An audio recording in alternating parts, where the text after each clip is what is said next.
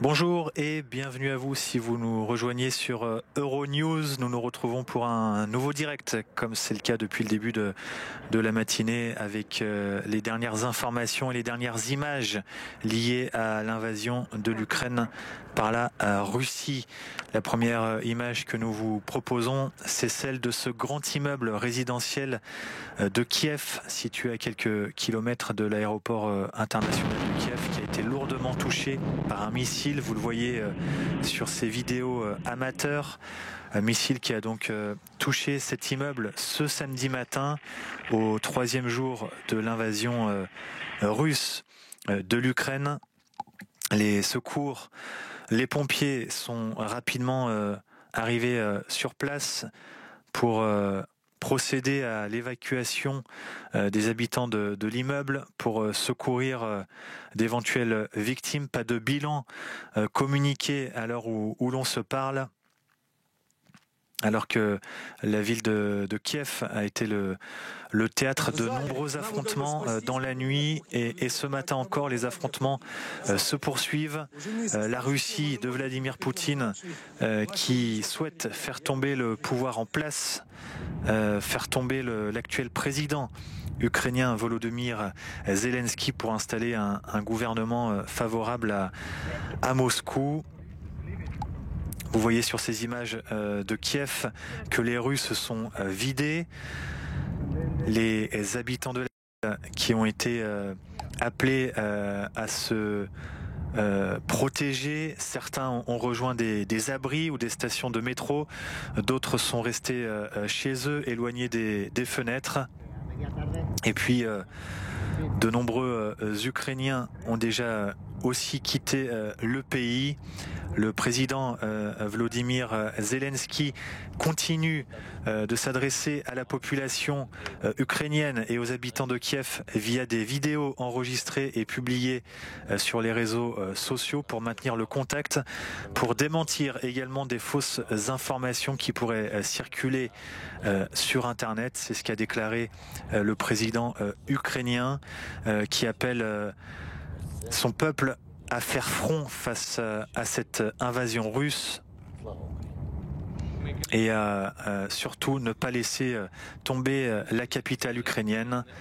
De son côté, Vladimir Poutine continue de tenter de légitimer cette attaque, cette invasion de l'Ukraine. Le maître du Kremlin a notamment déclaré et prétexté un prétendu génocide orchestré par Kiev dans les républiques séparatistes du Donbass, a également dénoncé la politique agressive de l'OTAN. Invasion qui a débuté jeudi à l'aube et qui se poursuit donc en ce samedi matin en Ukraine et dans les rues de Kiev, la capitale du pays qui pour l'instant tient bon face aux offensives russes. Il y a eu notamment ce matin des véhicules russes qui ont été détruits dans la capitale ukrainienne. Des combats ont eu lieu entre forces russes et ukrainiennes. Et à la frontière entre l'Ukraine et la Hongrie, vous le découvrez sur ces images, de nombreux réfugiés sont en train d'arriver en Hongrie. Beaucoup d'entre eux ont également rejoint d'autres pays frontaliers comme la Pologne ou la Roumanie. Ils sont déjà plus de 50 000 selon l'ONU à avoir quitté l'Ukraine pour fuir la guerre, pour protéger leurs proches, leurs familles, leurs enfants. Ce sont les dernières images donc qui nous proviennent de Hongrie à la frontière avec l'Ukraine. Nous continuons bien sûr de vous tenir informé de l'évolution de cette invasion russe en Ukraine. Restez connectés sur Euronews et sur euronews.com.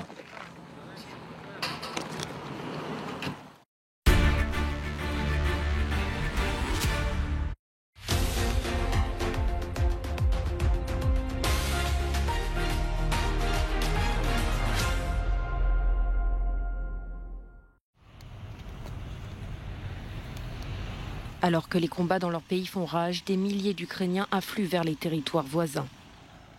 Selon l'agence onusienne pour les réfugiés, depuis mercredi, 50 000 personnes ont fui. Ici, ils patientent jour et nuit dans une file d'attente d'au moins 20 km qui relie le district de Mościska à l'ouest du pays à la Pologne. Nous sommes ici depuis un long moment, peut-être 6 ou 7 heures déjà. C'est fou. C'est un embouteillage fou. Je ne sais pas comment quitter mon pays natal. En fait, je ne veux pas quitter mon pays, mais à cause des envahisseurs, je dois le quitter le plus vite possible. Le haut-commissaire des Nations Unies a salué la Pologne et la Moldavie pour avoir déjà accueilli respectivement 30 000 et 20 000 personnes. Parmi ceux qui parviennent à atteindre ces pays, beaucoup n'ont pas de lieu de chute ni même de véhicules. Volontaires et organisations humanitaires tentent donc de leur venir en aide. Nous avons déjà organisé un réseau de personnes qui seront prêtes à aider pour le logement, l'emploi et le transport. À l'heure actuelle, nous avons trouvé des logements pour environ 12 familles. Ceux qui traversent la frontière aujourd'hui quittent leur terre sans savoir quand ils pourront revenir. Ils sont nombreux à espérer que l'exil ne sera que temporaire.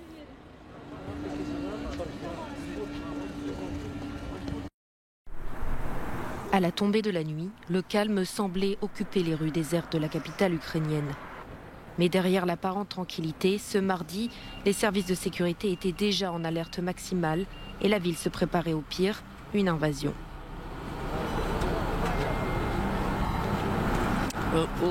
À Kiev, tous les policiers sont en mode combat, explique notre journaliste sur place. Elle se trouve avec des policiers qui contrôlent les véhicules et leur demandent ce qu'ils cherchent. Hors caméra, les agents lui disent qu'ils ont découvert plusieurs armes automatiques dans le véhicule de cet homme. Les numéros de série de ces fusils automatiques ont été effacés et ils ne sont pas enregistrés. Les agents deviennent nerveux. C'est la 3e fois en un jour que cette patrouille met la main sur ce type d'objet.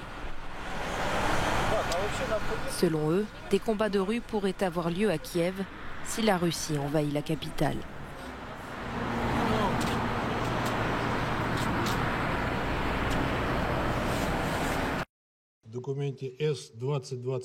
La Russie a mis son veto afin de bloquer une résolution condamnant son agression de l'Ukraine. Sur les 15 membres du Conseil de sécurité de l'ONU, 11 pays ont voté en faveur du texte. La Chine, l'Inde et les Émirats arabes unis se sont abstenus. Le texte a été présenté par l'Albanie et les États-Unis. N'oublions jamais que c'est une guerre de choix, le choix de la Russie. La Russie a choisi d'envahir son voisin. À la suite de la réunion infructueuse, le secrétaire général des Nations Unies a une nouvelle fois fermement dénoncé l'attaque russe. Les Nations Unies sont nées de la guerre pour mettre fin à la guerre. Aujourd'hui, cet objectif n'a pas été atteint. Mais nous ne devons jamais abandonner. Nous devons donner une nouvelle chance à la paix. Les soldats doivent retourner dans leurs casernes. Les dirigeants doivent prendre le chemin du dialogue et de la paix.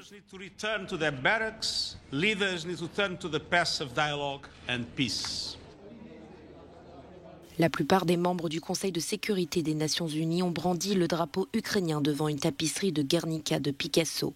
L'œuvre du célèbre peintre espagnol est considérée comme l'un des plus importants tableaux anti-guerre de l'histoire.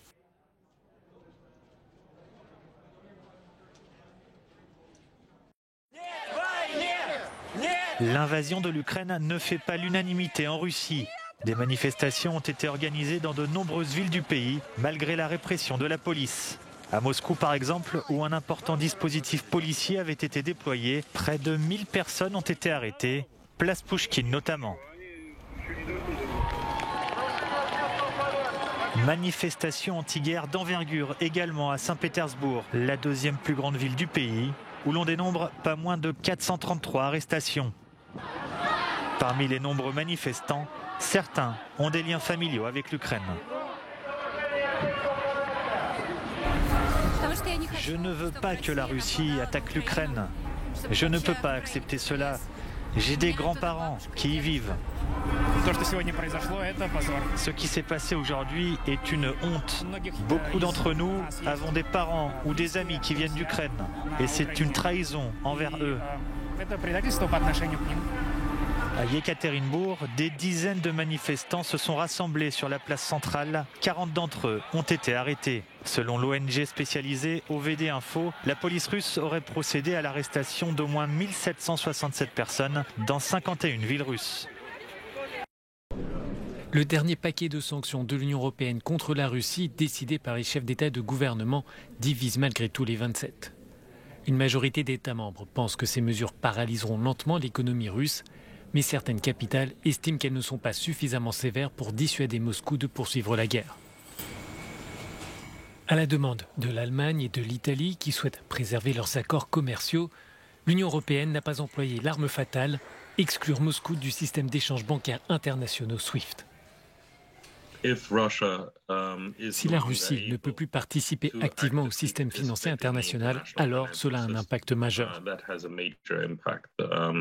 Il devient très difficile de gérer des institutions financières en Russie et cela coupe efficacement les financements extérieurs. C'est un choix qui aurait aidé.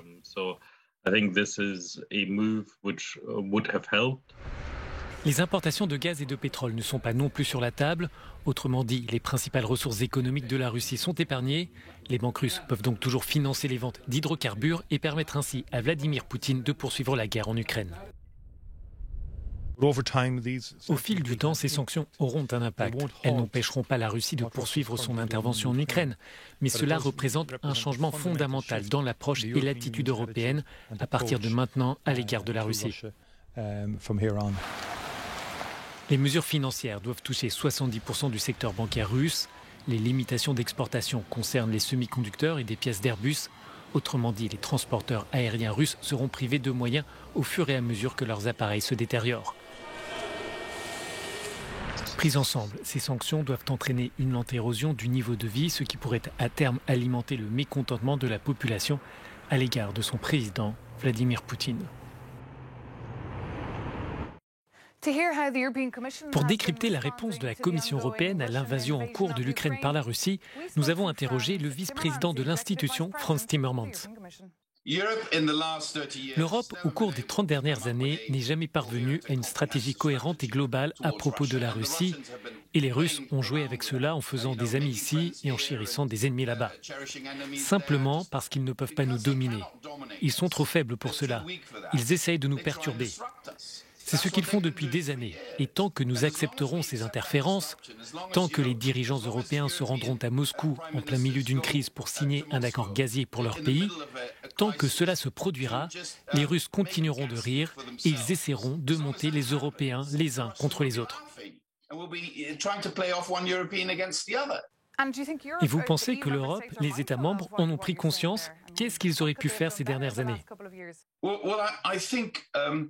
Je pense que trop souvent, nous avons pensé que nos valeurs, parce qu'elles sont tellement évidentes, qu'elles seraient autoréalisatrices. Et ce n'est pas le cas, elles sont attaquées. C'est un projet à long terme de Vladimir Poutine. Il agit depuis des décennies. Il finance l'extrême droite en Europe. Il essaye d'influencer la presse. Il fait tout pour affaiblir notre démocratie et notre mode de vie.